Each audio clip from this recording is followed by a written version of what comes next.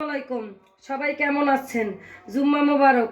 এই যে সকাল সকাল কুট্টা কেটে রান্না করতে এলাম। সব রকমের সবজি কুট্টা নিছি। এটা ভাজি করব আর মুরগি রান্না করব আলু দিয়া ঝোল ঝোল। এই যে গুঁড়া মাছ রান্না করব। এই যে মাখায়া জোখায় রাখবো, তারপর কিছুক্ষণ করে বসায় দিব। এই যে কাঁচা মরিচ, পেঁয়াজ একটু বেশি দিলে ভালো লাগে গুঁড়া মাছটা সব সময়।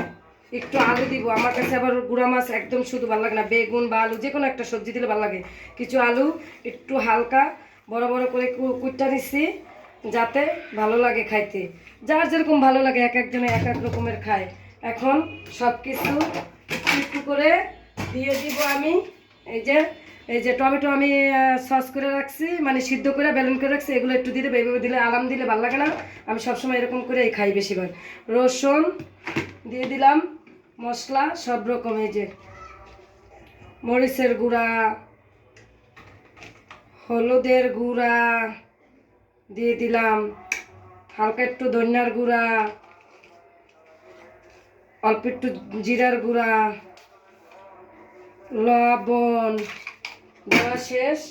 সব শেষ দিব তেলটা দিয়া সুন্দর করে মাখায়া রাখা দিব, ঢাকা দিয়া আধা ঘন্টা পরে বসাই দিব। খেতে অনেক ভালো লাগবে। পুরো আমার সাধারণত মাখায় জোগাড় রান্নাই ভালো লাগে, সবাই এভাবেই রান্না করে। এই আর কি আজকে আমার রান্না।